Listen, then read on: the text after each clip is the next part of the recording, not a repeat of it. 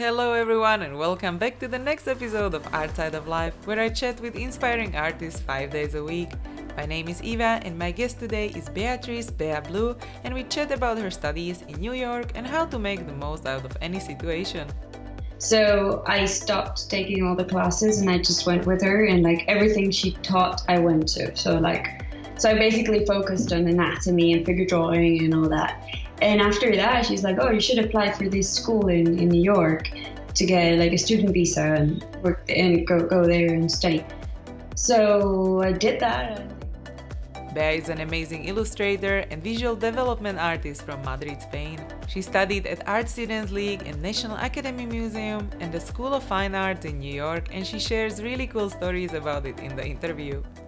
She's a full-time freelance artist and she has worked mainly in children's book illustration and represented by the Bright Group International, and also on visual development for animated movies, recently for DreamWorks Animation, and she was also part of the team working on a Spanish animated movie, Ted, and The Lost Explorer 2. She is also a creator of Childhood Week Challenge that is happening each quarter on social media. Oh, and with her husband they also produce their own watercolors.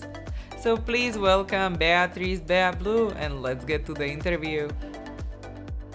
So welcome everyone to the next episode of Art Side of Life, and I'm super happy to have my guest here, Beatrice. Hi! Hi, how are you? Nice meeting you. Good. I'm super happy that you are here and you are such a lovely and bubbly person, like a good positivity. Well, yeah, thanks. How are you? So let's talk about maybe your childhood, because you have a lot of illustration with childhood memories, and I would like to know some of your fondest or more fun memories from the childhood. Oof, there's so many. I have a little sister, as everybody knows by now, I think, because she's everywhere. And her name is Alice. And we were such a strong family. We are. My parents and my sister and I are always playing together and going outside and adventures and all that. So I don't know, there's so many memories. That's why I did the Childhood Week event, because there's so many things that I think everyone wants to share about that. So it's really hard to pick one. But I guess anything that has to do with my sister and funny stuff like I don't know, whatever, someone fell on the floor or my parents trying to make us pick on each other, or video game stuff, always trying to push each other. I don't know. I guess same as everyone, just two little girls and trying to be fun all the time. So never sad, really. And did you also drew together, or was there some a creative outlet you had? Yeah, actually, we did draw together so much. Right now, she's a dancer and a photographer, but we used to draw same. We used to draw all the time together, and that was one of our favorite things to do on the floor. And yeah, it was awesome. My mother painted our whole bedroom with Disney characters all on the walls. Yeah, it was incredible. And the floor was like a garden, painted everything. Wow. So my sister and I used to sit on the grass, which wasn't grass, painted on the floor, and that was really cool. Now I'm thinking I want to paint my room with Disney characters and stuff. Yeah, it was super great. There was a rainbow that went from the floor all over the ceiling, and Pinocchio was going down that rainbow, and it ended on the bed, and that was awesome. That's really nice. And did you help also with painting the walls, or you were at that age where you were just looking? Yeah, we were super little, and actually they made us go on a vacation with my aunt to Valencia, and when we came back, our whole room was painted, and my mom and my dad did it together. So, and they also made these secret little places to hide things, so it was more of a castle of adventures. Oh, that's so nice. It's like the Tangled castle, the tower, right? She also had everything painted. Yeah. So sort of like that, yeah. So what was the time maybe when you decided that you want to take art seriously, or which were the biggest turning points? I guess I was always drawing at school, and whenever there was an art class, I would be the first one to want to do things. And when someone did this little drawing, I would like get a big paper and like do something big and something. So yeah, it's like it's my time. So when I was about to do like this high school that we had to choose if we wanted to do art or whatever, I did the art one. And I guess like it just went little by little, taking those steps, and then like I went to like the big school of arts after that. Because Yeah. you are, as you mentioned, you are from Madrid, and then you studied also in New York, right? Or Yeah. yeah, Yeah, yeah. New York City. Yeah, actually, I was studying in this like professional drawing school. There's not like a university for illustration in Madrid, so it's kind of hard to like find your path over there. So you have to like move and try to see how you get what you want to get. Yeah. So it's really hard. Right now with the internet it's easier, but it wasn't back in time. So yeah, I went to this school, which is like an unofficial thing, and I started doing some like illustration and little things, but it wasn't super big and I wasn't learning that much. So I found this class, which was anatomy for artists, like figure drawing. And there was this woman called Amaya Gurpide, she's now pretty big. She's the director of the Florence Academy in New York. And she told me, oh, I was in New York and for so many years and I learned so much. I learned everything in there. She was my teacher at the time. So I stopped taking all the classes and I just went with her, and like everything she taught, I went to. So I basically focused on anatomy and figure drawing and all that. And after that, she's like, oh, you should apply for this school in New York to get like a student visa and work and go there and study. So I did that and they got me. So I didn't have any money. So I tried to get all the money. I was 19 at the time. And I've always been so like I wanted to do everything for my own. So not like let my parents pay for things or anything. So I like worked so hard and I went there. Like I got my suitcase and I went there, and I didn't have anywhere to sleep or anything because I'm like that. So I like stayed at a hostel and then found my way, and it was pretty crazy at the beginning, but it was great in the end. So I ended up learning in the National Art Academy by the Guggenheim in Manhattan, also the Art Students League. Yeah, so like learning from all that, doing all figure drawing anywhere I could, and I've had such great mentors and people that taught me there. So I'm super grateful for that. Can you mention some of the mentors, the most influential ones what you had? Yeah. Eric March he's a great man and a great person and a great artist. And he taught me so much. I was his monitor in the National Academy. So we were close. Like I would tell him stuff, he would tell me stuff, he would teach me, and it was incredible.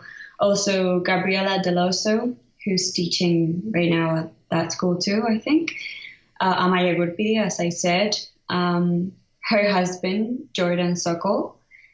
And there's so many though. But I guess Dan Thompson too, who's teaching at the Art Students League. Diego Catalan, who's now teaching in Spain too. So many. Actually, I can just type them down later for you if you want, so that you have a little list also. If you want to check them out, there's their website and stuff too. Yeah, definitely. They're really So great. our audience can look and for inspiration, and if they also want to find a mentor in the future. Yeah. And maybe let's go back for a bit. Like, how did you find the accommodation in New York when you get there, and all of these like the starting Oh time? my God. Or did you find a job as well on the side, or? Oh my God, yeah. I promised myself I wasn't gonna say that anywhere in public, but yeah, I guess whatever. Like, but if you don't want to, you don't need to go Oh, no, to yeah. details. It's just like it sounds like funny story. yeah, it's a funny story. Yeah, my flight was instead of from Madrid to New York City, from Madrid to Naples, and then from Naples to New York, and I was staying one day in Naples. This is going somewhere, I promise. So from the flight from Naples to New York, I met this woman who was called Julia from Italy, and she had two daughters. So I didn't have any place to stay because I was like, yeah, I'll just stay in a hostel and then find my way because, you know, you're 19, whatever, like everything's fine. So, so yeah, this woman said, oh, I need someone to take care of my children and live in my house. And I was starting my course in September, so I was traveling in August, so I still had a whole month to like figure out things. So I'm like, yeah, sure, I could live in your house.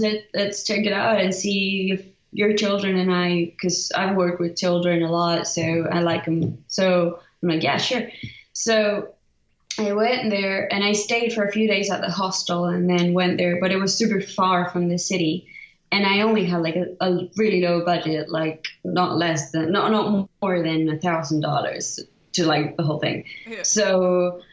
So yeah, I had to like pick the train, which was like $50 way back to get to the city and like figure out things and buy supplies and all that. So I had like a limited time. So by the time the school started, it would be crazy. So I stayed there for like 3 weeks or so. And then I got my resume and I stayed at one of the girls' house, which she was Serbian. She was a wonderful girl.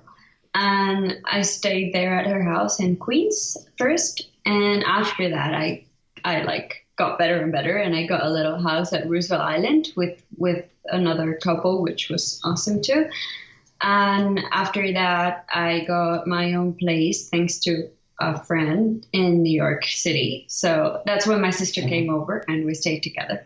And that's a long story short, but yeah, it was pretty crazy. And then you decided to go back to Madrid, right? And so you work from Madrid now. Yeah, some sort of, yeah. In the middle of that trip in New York, living in New York, I went to Miami for a little visit and I met these people who were the owners of a lake in Miami. So since my mom does things with kids and she had the company to like parties with kids and teach them and everything, I thought, well, this lake is great. Why don't we do a camp here or something for the kids? So like arts and music and adventure and all that. Because, you know, it's kind of lost there in Miami. Like they don't know that much. Like I think the kids about like playing in the garden and like, you know, it's different stuff. Approach. Like yeah. So we basically did that next year. So we did a summer camp, which was awesome in Miami. And I was about to stay there actually after that. So I came to Madrid just to like figure everything out to go and live in Miami. And then, so I wanted to release my book. I was writing a book with like illustrations and that. So I wanted to make a Kickstarter with that. So in the meantime, when I was in Madrid, I was doing that. And I also met Danny, who's my husband right now. And I'm like, yeah, I might stay. So I stayed. And that's like 2.5 years from now. So yeah, the camp stopped by then. I did a little pause to like work on my art because I was losing that because I was taking care of all the camp, like administration and like directing and everything. So I paused that, which is right now on the side. I haven't done that since then. And I'm working on my art like full time from there and living with Danny and improving so much from then because like, it's all I do, which is awesome. And he's also artist or he's doing something else? Yeah, he's an artist. He's Danny Diaz also. Like we're right now we're doing the Inktober together. Oh, cool. Yeah, he's a big guy here. And so when you decided to go back to illustration, which were kind of like your projects you were working on, or kind of what do you live from now? Is it like full-time illustration and selling art prints, and you sell also tutorials, right? And like different things. So how do you combine your income streams and from the illustration and art? That was also kind of hard in the beginning because since every time I've moved from somewhere, I've had to redo my life in a way. Like I've always drawn on the side, but you know, your main income, as you say, varies and depending on the time you are. So right now, when I moved here, I knew a lot about anatomy and all that. So I gave some classes in my house to like private and like an atelier thing. But also, I was super curious about drawing on my computer because I had never used a Wacom and a computer to draw. That was like 2 years ago. So Danny did that a lot. So I was like, I'm going to learn this. I want to learn digital. And he was like, you don't learn digital? Like, how am I going to teach you digital? Just paint there. So he taught me a little, like, couple things. And I started doing it, and at the beginning it was terrible, and I was like so frustrated.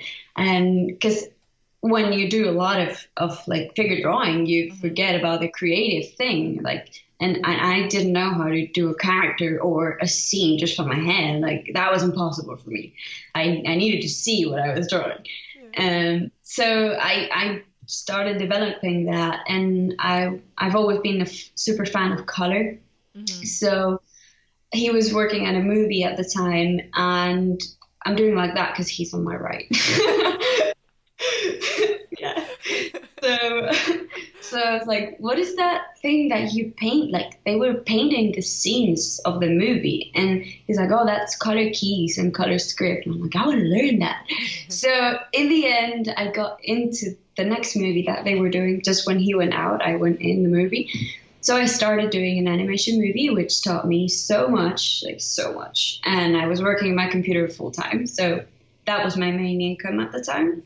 And it's already out, the movie. So it's awesome. And after that, I got a couple of jobs for illustration. And I illustrated one book and then another book and then another book. And then the Bright agency contacted me a couple of months ago. And right now I'm basically with them, and they ask for jobs, and like that's basically my day thing. Like I illustrate for different publishers, and I actually got this yesterday. Yeah, I saw it in your Instagram story. Yeah. It's so cool. This is a Spanish big publisher, and I've grown up with these books, like this Barco de Vapor thing. We used to read these books at school. So when they contacted me, it was like, oh my God, I'm going to illustrate one of these. So it's awesome. Like I got it yesterday. I was super happy. So that's what I'm doing right now. And when I have time, I do prints but that's not really my main income. Like that's great to have on the side. But right now for me, it's like I have to spend so much time illustrating for others that it's hard to find time to get my own things, which is good too. So, yeah. And when you mentioned that you have the agency or the agent and they look for different jobs for the books, how do you find the right agent for you? And how do you know what is the right percentage to agree on? Because that's always really tricky. Yeah, that's hard actually. But they do a really great job as far as I've seen. I've only been with them for a couple months now. But they have like a lot of agents for different things. So one for like educational projects, another one for your own illustrated book and things like that. So I think I basically have one agent that gets me all the jobs that could like develop my career, and then some other agents that give me small jobs that pay my bills basically, or as long as I know, like I get jobs but yeah, I basically get an email from one of them with all the things like they need the deadline and the budget and what's the project about, and then you see if that's going to improve yourself and as an artist and in your career. Also, if the budget's fine and you're going to be able to make it to the deadline. And since you have a bunch of projects at the same time, then you have to do a little balance, like, okay, I'm going to be able to deliver this or not. So basically that. So it's like every day trying to like manage your time as a puzzle. So how does your normal day look like? Do you have like every day the same schedule or rituals? Yeah, I try, even though I hate routine, but we moved to this little house by the woods, so we're like in the middle of the woods, and that's great because at least I have like a garden and somewhere to like breathe out. Because we used to live in the city, and that was not good. Because like you get into this bubble if you draw home and everything, it's like home, home, home. But right now, yeah, I basically wake up and see all my emails and everything, schedule myself, and then work until midday, and then work a little more if I can.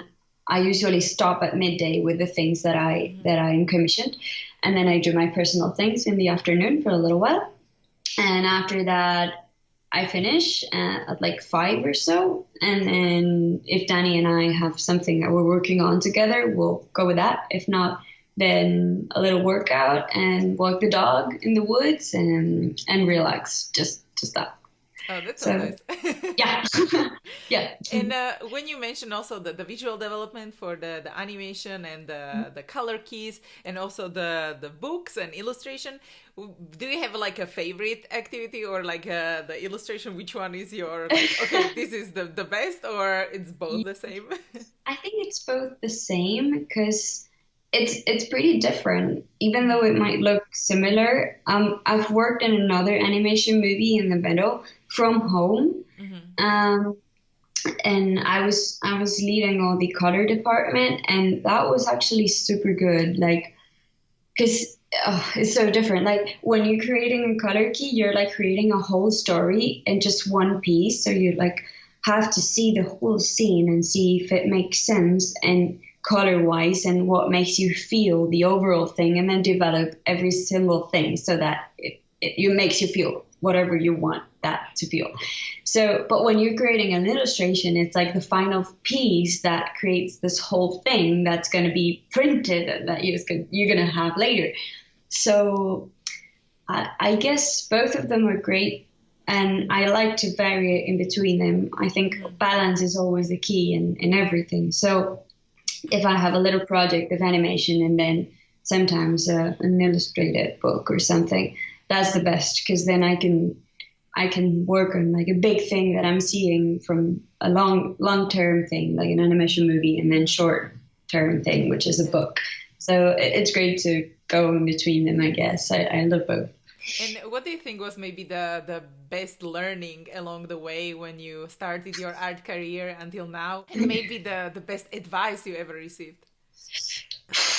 I think one of the best advices was my teacher, Gabriela Deloso. She would teach us a little bit and show us references and then leave us drawing. And then she would come around us. We were just like 5 or 6 in the class, little group, and she would come around us and she would like whisper, less is more, less is more. And she would like go, and then she would come back and she was like, less is more. So that's always in my mind all the time. Like whenever I'm getting super deep into something, I'm like, hey, step back, less is more. And I think that's good for everything. Like anytime I've had struggle with things, like if I'm not comfortable where I am or with what I am, I always try to like, okay, let's go to the woods. Let's not take anything and let's see what's going on. So I always try to like, less is more is good. And what about like the worst advice? Have you get some like bad advice in the past, or do you see that other people are getting bad advice around you about art? Oh yeah, both actually. I see people, young people, I think, well, that's my opinion, but at least in Spain, trying to go to this private school is the same thing I did. And that's not a bad thing to do, but I think you can learn so much right now from schools on the internet that are from people that you actually love, like all this schoolism thing, or tutorials from the people you like, or there's so many ways right now. And these schools are just so expensive and they give you so little, and it's just I don't think that's the good way. But that's another thing. But yeah, the worst advice, when I was in art school, I was 16, and there was this teacher who was like really tough, and he would like come over and give us really low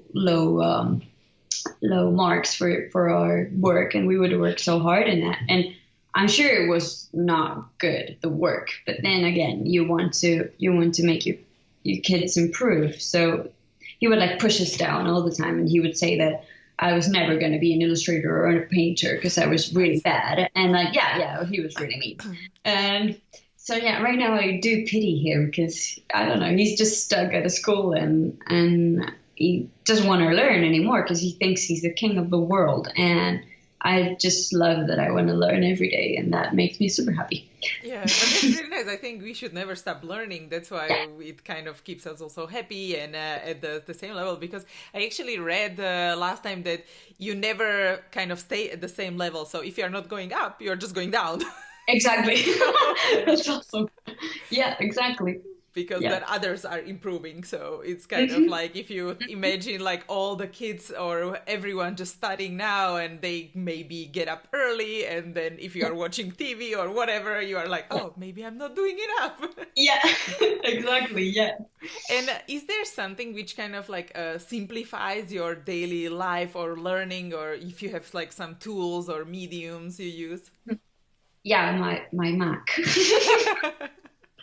Yeah, ever since I bought my Mac, it's like the best investment ever because like it's so much better. Like it's so much comfortable because I used to work in a little computer, and that was one of the main things why I couldn't learn that much. Even though I was curious about all this digital painting and all that, I couldn't work that much because like everything would be so slow since the big files and all that. So it was kind of hard. So ever since I got it, it's always improving because I can like have things in high resolution and I could experiment so much, and it's not either slow or Do you use Photoshop and like Intuos tablet, or do you have a Cintiq? Or Intuos, it's any size. So it's like the 5 or which one is it? Or the Intuos Pro. I think I have 4. Yeah, so you have the newer one. Yeah, I have the older I'm one. not sure, but yeah. Some of the normal ones. Yeah, just medium sized black thing. Yeah. And do you also use the traditional tools still, because most of your illustrations are digital, right? But even if you go digital, do you start digital or do you start with a pencil sketch? It depends. I normally start with a pencil sketch in my sketchbook because I usually like go out and sketch and then come here and paint. But when I bought the iPad Pro, I found that sketching was like one of the greatest things it has. So I also do that sometimes. It depends. I sketch either on my sketchbook or on the iPad Pro, both things. And I bought some markers on my last trip to Canada. And that was one of the greatest things I've bought. Like I had never tried markers before, and I tried them and I just fell in love. So I'm very in love with markers right now. So do you have like a favorite brand of markers, like Copic markers or something else? Copic and Winsor & Newton I'm using. So yeah, both are great. I find Copic markers a little more powerful in terms of color. And Winsor & Newton are a little more soft, but I love that too because it's more like pastel, kind of desaturated, and I love it. But both are great. Those one I haven't tried. I tried Copic markers. I really like the colors, but the Winsor & Newton I haven't tried yet. At least, I mean, I have one, gray, but I mean, I don't think you can really try. They're super cool. You should try them. Yeah. Perfect. And because also your art style, it's sometimes it feels like illustrated, like in Illustrator. What I mean, you have like crisp edges. Do you work with like these like lasso tools and selections, or do you actually paint all of it with a brush? It depends, but I love when I see a work with the lasso tool. But I don't use it that much because I love getting all the edges. Like if it was a brush, since I've done all this traditional art in the past, every time I see something that has texture or like it looks like something that's not digital, that catches my eye so fast. So I always try to get a big brush that has like curvy edges or like. Like if it was some pastel thing or something. And I do the selection with that so that the edges are not like super sharp. But since the color is plain in the beginning and then I add the texture later, it looks like it's sharp because it's like contrasted with the background, I guess. Yeah, So yeah. So you also work with how do you call it? A solid color, and then you apply like shadows and a light, and then the texture.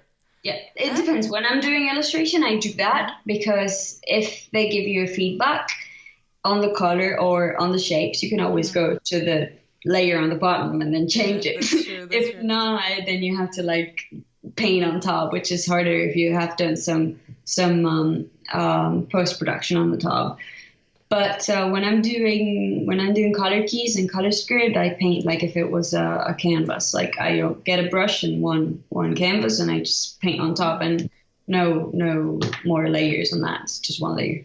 Yeah, because it's always good to kind of separate, like if you have a scene and there is like one tree in the middle, and then they decide like, oh, we don't want that tree, so you don't have a gap there, so you can actually take the tree out. Exactly, yeah, it's easier. So it depends, because also when I paint for myself, then I like to paint on one layer, and you just have this big mess with brushes, and if you work with clients, it's nice to have more layers. So perfect. And you mentioned also like walking with the dog in a forest and other exercises. Do you have like other things which motivate you to work, or what is your main motivation to keep going? There's so many, but one of my favorite things to do is to walk in the woods. I love that, and love to go up mountains, and I love to climb also, even though I haven't done it in a while. And I do music, and Danny does too. We both play the drums and the guitar and sing. So we've got several instruments, and we do music sometimes. Also, I make with Danny watercolors. Like we make our own watercolors. Oh, really? Okay. Yeah. So we do that. We have lots of pigments, and as if it was potions. I love potions. So do you sell them already on your website? Oh, because I haven't seen them. Okay. It's not on my website right now because we stopped for a little while, but it has its own place. It's called Fall Watercolors, like the fall. And we've got an Instagram account though. And that has a personal store for that. So it's not like on my shop or in Danny's shop. It's like one different separate thing. But we haven't done that in a while, actually, like selling them. But we're going to do that again because we had this great idea on them, like do different color palettes and like sell them and all that. So we're going to get on that maybe once we're a little more stable on here, because we don't know yet where we're going to be in the next few months. But how do you, or maybe that's like a secret thing, but how do you make watercolors, or what from? It's actually not that hard. I thought it was harder, but you get, what's the name in English? But you get this, you make a agglutinant first with like different things. You can find actually like a recipe in the internet, like if it was a kitchen thing, and you boil some things, you mash some other things, and you mix the thing, and you create this like liquid thing, like if it was honey kind of. Yeah. And then you have water and you have your pigment, and I actually have some there if you want, I can show you. But so you basically get the pigment you want, and you put it in a glass table, and with what's the name? Mullet, maybe? It's this glass thing that's like that and like that. Yeah. And you press it. And first we mix, there's different ways to do it, I guess, but we mix a little water with it so that if it has little stones or something, you can mash them out before you add the agglutinant. And you mix it up, and then you add the agglutinant, and you mix it up until it's kind of like thick, and then you put it on the little pans, and then you let it dry. Oh. But yeah, so it's more of a slow process, I guess, than a hard process. And also the hard thing is that we have a little notebook, and where we write down all the measures and everything, because every color asks you for a different amount of agglutinant and water. So it depends on where the pigment comes from, really. And since we get different pigments from things we find on our trips, so like rocks from Edinburgh or things like that. So then you get this black that you don't know how it's going to react. So you have to like try different times and until you find the perfect amount. That takes time. So that's why it's so valuable, I guess. But Yeah, yeah, it's really interesting because then you yeah. can make it in a like a future project that you create some illustration and then you can sell actually like a palette with it, Yeah, you know? exactly. That's what we're trying to do. Like That's really we nice. created Danny's palette first with his illustrations. So Perfect. we would have his illustration with the palette that he did, and that's what we sold. And we do limited editions. So that time was 8 palettes, and they sold out in like an hour and a half because they're so good. Like it's not because I did them, but it's incredible since we use pure pigment and all that.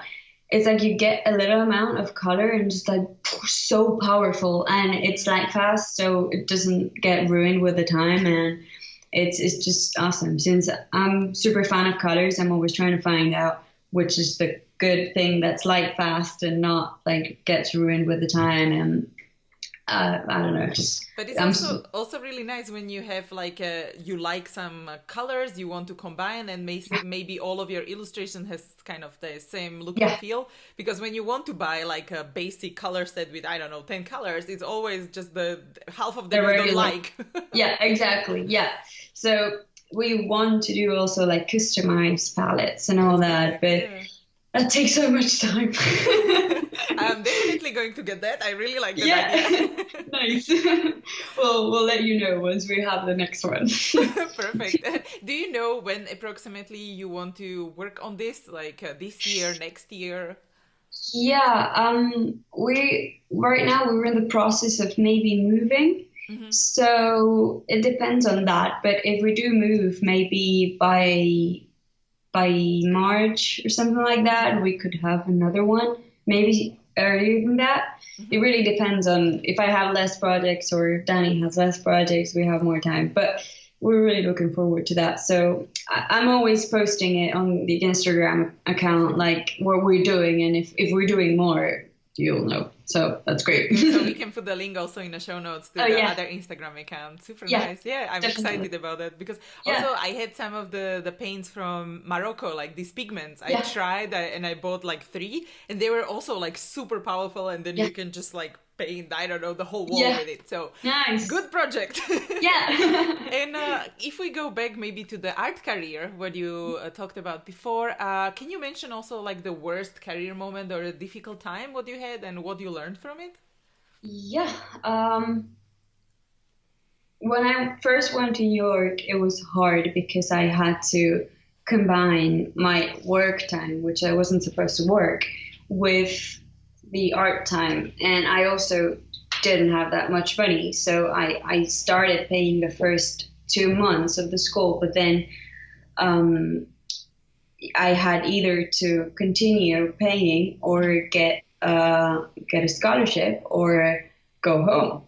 So there was this one scholarship. They used to give like 10 or so, but that year they were low budget. So um, they were only giving one full scholarship and then two like for $200 or so. And I wanted to, you had to submit like 5 or 6 works, and I didn't have the time because I was working. So I would work until like 4 a.m. and then I would have to wake up at 6 a.m. and I was so tired. So I went there and I tried so hard and I like gave all my works from class because that was all I could do. And I was really hoping that I could get it. But when I got there, I saw these incredible works and I'm like, I'm not going to get it. So I went home. That was super hard, like thinking that I would have to go home just after 2 months. But I got the scholarship. So yeah, that was exciting. So I got the scholarship and I could stay for more time, and that gave me time and I was there. So that was a hard moment just for like the possibility of keeping with it or not.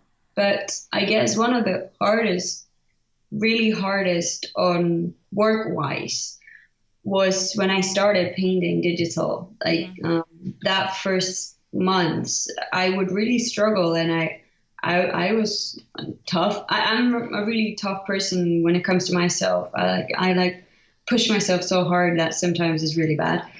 And I'm really a perfectionist, which is bad too sometimes. So if I'm not doing what I wanted to, it's like I punish myself like, you shouldn't be doing that. That's bad. So I don't mean like harm myself or anything. Just like I get like frustrated, and I really want to be good at what I'm doing. So when I first started in the animation movie, I don't know. Everyone was so good at everything, and I just wanted to be as good at them. But I had only been painting digitally for like 6 months. It's like, how am I going to develop something if I haven't been developing things for a while? But I catched up, I think, fast. I hope. And I always have this thing on my mind, like, oh, maybe I could have done better. I could have done better. But in the end, it came out beautifully. And the art team, it's like the best friend team you can have. We're still friends right now. So I guess that's what you get, right? Like, even though it was a hard time, I really, really learned so much. I had a great time. They're great people, and I have a great memory of it. Oh, perfect. And so when you were also saying that you like learned from it, what was the best learning you kind of still remember? The best? You mean in terms of hard that I learned so much, or? Or I mean from the animation creation, what you said, like from these color keys and all of it, working with the team. Kind of what is the thing, or maybe something you wish you knew before you started, and this is you learned along the way. I don't think I wish I had learned anything before, because it would have been so different, the experience. Yeah. So I don't regret anything I've done in the past. I always want to do better in the future. So I always try to be better with everyone and with what I do today and tomorrow. And I'm grateful about what have happened in the past, because otherwise I wouldn't be today what I am right now. So I'm really happy with how everything turned out and how everything went. It's just that it was hard to develop myself as a visual development artist, I guess. If it was like a hit on my head in the beginning, but the best part was working with the team, because when you work on traditional art and like figure drawing, you're more in like a little bubble yourself. It's like you are observing something, and that's what you're doing, and no one else is bothering you, and you're not bothering anyone else. But when you work in a team with things that they ask you to do, it's like you're a whole thing made up by 6, 7, 8 people.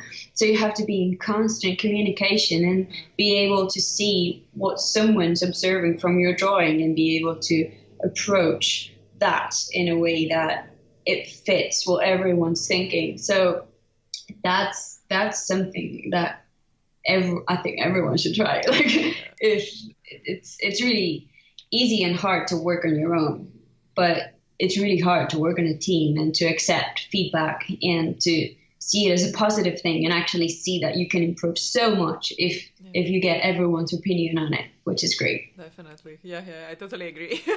Yeah. And can you also recommend us some books maybe you like or what you learned from? Yeah, from art, you mean? Or any book? It can be also a life book if you like that. Yeah. Or like a story book or something. No, yeah. I'm such a fan of storybooks. Like, I love short stories, and I try to read one story at least a day. Because that keeps the magic, I think. So I'm such a fan of Peter Pan, of the book mainly. I love it, like the way he writes and everything is just absolutely great. And Neil Gaiman, it's one of my favorite writers. I love Ocean at the End of the Lane, and all his short stories. I have all of them, and I reread them. They're just great. And I love poetry so much. I love reading all these beat poets and Gary Snyder, for example, and his trips to the mountains and see how he saw like nature and stuff. I love Dickens. I don't know, all stories that have magic but also some kind of values in them. I love. And then in terms of art, anything. I love all these animation books that they do from the movies because I like seeing the processes and everything. Also, illustrated books I love because like you see one person's journey along one book. And I'm such a fan of Benji Davis lately. He's great.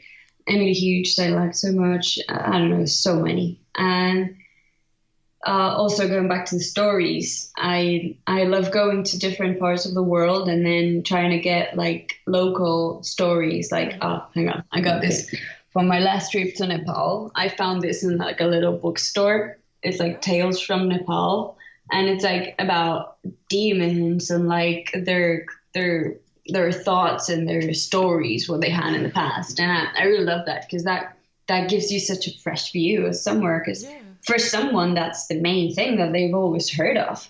But for you, it's like so different. And so like refreshing and like different legends and that sounds great. So yeah, I love that. And that's one of the things that I would love to have a big collection of, like go places and get each tales from everywhere and like get them. So yeah. Oh, perfect. Yeah, nice. Or you can write your own like stories where you travel and then people tell you stuff and illustrate it. Perfect. Exactly. Yeah, I do that so sometimes. Nice. And some of my last questions, what I want to ask you is about the future, and I would like to know what would be your dream scenario in like 5 to 10 years. What would you be doing? And other part of the question is, what would you like to be remembered for in like 100 years? Whoa. Well, I would like to be remembered for my stories, either from my books or for my illustrations or for just the stories. I always try to tell a little story with each illustration, so that counts. Also, my colors, I would love that. So yeah, I would like people to say, "Oh, that's Beatrice colors." So I guess in 5 years from now, I would love to do another movie. This time, we want to move out of Spain, so maybe something outside Spain would be nice with another team and different people, fresh view and fresh things. I would love that. And also, I would love to have at least one of my illustrated books out. So I have several stories and I'm working on some of them. So I would love to have one of them. And I also want a house in the woods somewhere that's not in Spain. Perfect. That was nice. And thank you so much for being here. It was so much fun. Yeah, it was great. And before we say goodbye, maybe you can share last piece of advice or key takeaway, and then we'll just finish. Yeah, I guess never give up. Even though sometimes we feel a little low or we just feel like it's so hard right now with this amount of amazing people on social media that just it's overwhelming, really. Like you see this incredible artists and like raising up and just go with them. Like don't stay there and think that you're not going to be able to do it, because you are. And whatever it is, whatever you're doing, if you're big or you're not big in social media, just get whatever you have in your head and just put it there, because it's going to be awesome. And every time you do it, it's going to be better than last time. So that's what's going to make you be great in everything you do, not just in illustration. So I guess that. Yeah, and just compare stuff with your old self, not with others, because not with others. Yeah, more exactly. Yeah, just see how you improve, because you're improving every day. So perfect. Yeah. Thank you so much again. And, thank you. Oh, so cool, and it was my pleasure. It was great. My pleasure. And thanks everyone for joining as well, and see you in the next episode. Bye. Hey guys, if you enjoyed this video, don't forget to give it a thumbs up and let me know in comments. Also, please subscribe to my channel for more videos, because I post new interview every single workday. You can also find the resources mentioned in this episode at artsideoflife.com. Just type a guest name in the search bar. There is also a little freebie waiting for you, so go check it out. If you want to listen to the interviews on the go, make sure to check out the podcast episodes at artsideoflife.com/podcast. Thank you so much for watching. I really appreciate you, and don't forget to inspire each other. I will see you guys in the next episode.